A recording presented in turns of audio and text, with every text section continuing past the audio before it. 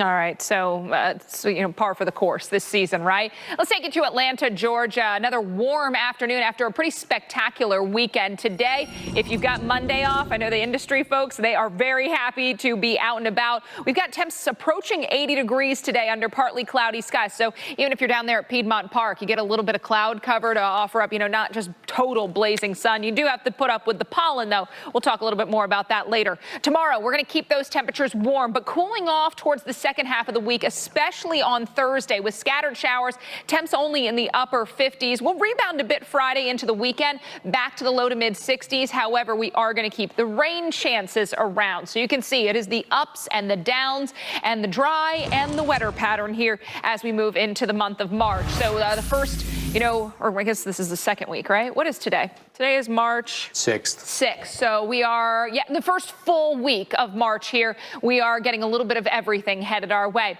60 million people below average temperatures, 202 million with above average temperatures. So a very seesaw pattern once again here across the country. Potential record highs, though, where we do have the warmth. So that includes parts of the Houston metro area, down around the Gulf Coast through Florida and some of our southeast cities also feeling the warmth. We get you up along the Ohio River, too, just for good measure to show you just how pervasive that warmth is across a lot of these areas. Galveston record, I think you'll tie it today. 77 the forecast and the record. New Orleans likely tying. Baton Rouge, you should break. 87 is the forecast high. The record is 85. And in Tampa, you'll be close. Tallahassee probably tying a record. In Atlanta, if you hit that 79, that would also tie a daily record. So not just warm, but record-setting warmth across a lot of our southeastern states. Here's your pollen report, though.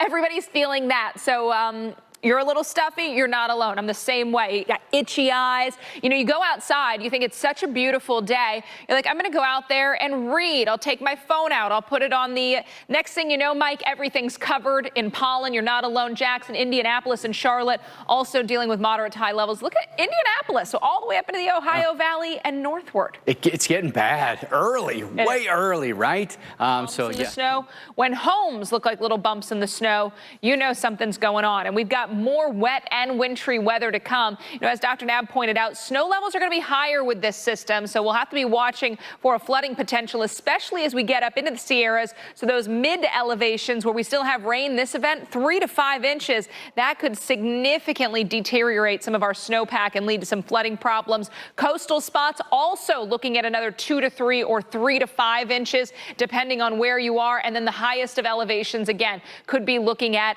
feet of snow. Let's talk about how this all plays out for you guys in the West. Another active week. That saying, when it rains, it pours. That has been the name of the game for the state of California this season. When it rains, it pours, or when it snows, it's coming down in buckets. There's the estimated snowfall just within the last 7 days. So you see, we are in feet of snow there across portions of the Sierra Nevada. That's where we are over 60 inches of snow. So again, it's beneficial. It's been good news, but you see those folks in Lake Arrowhead, they can't get anywhere because it's just not stopped. When we look at drought relief, last week, 84.6% of the state was under some level of drought. But now we are below half the state. And the levels of drought, notably, are not the higher levels of drought. It's not the extreme, the exceptional. It's more in that moderate to severe range. So even the areas that were in the worst stages of drought, we've dropped those levels. Last time, less than 50% of California was in drought, by the way, was back in July of 2020. So nearly 3 years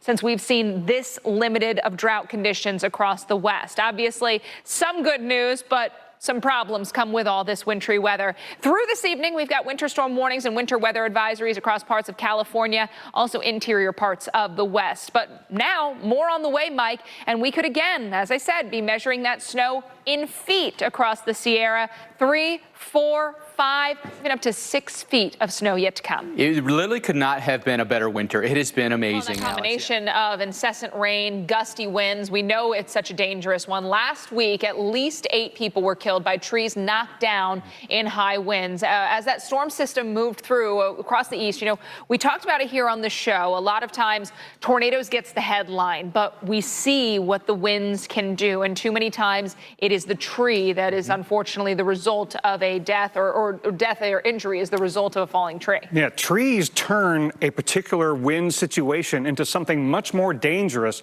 than if the trees weren't around in that area. So when you hear severe thunderstorm warning, when you hear high wind warning, is the first thing that comes into your mind is, wow, a tree could fall on me? If not, then we collectively need to do something to bring the tree danger more to the forefront. I don't know if it means we have to call things high wind and tree fall warning or severe thunderstorm and tree fall warning, but we got to start saying it in the warnings somehow more often. I look at the stats. Last week, at last count, we had 13 people that died in storms. 8 of them were because of fallen trees. And it was numerous circumstances. People in their vehicles, parked or driving, people outside in the yard, people in their homes. You're in danger all the time. Yeah, and so this getting off the roads and being inside when there's severe weather or a high wind warning is really a serious thing. You know, but I don't, like you said, Alex, I don't think when people hear tornado watch or tornado warning, then they're thinking, oh my gosh, I could die if I'm not careful.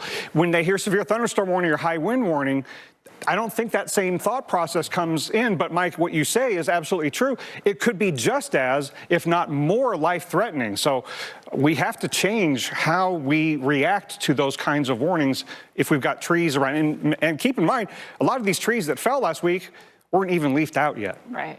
Yeah. You know, we talk about water and how water, we look at it as such, a recreation thing. We don't realize the power of water. I think a lot of times trees can be the same way. I look at the trees in my yard. You look at them and you go, oh, this is the tree. It gives me shade. It doesn't look that big. But when we talked to that tree expert a couple weeks ago, these things are massive. The weight with these much larger than what we would expect. And I think about how much water they've collected, so they're even heavier now. They weigh tons when they fall down. Yeah, the analogy to water is great because trees are life-giving. Right. They are beautiful. But even when I was driving home from work the other day, I was making sure, am I going to turn in a corner and run into a big branch that fell? And I saw a lot of branches that had fallen and exploded on the pavement. I mean, it's a real danger in a wooded area like we live in here, and a lot of people do. Yeah, unfortunately, it can be a scary thing.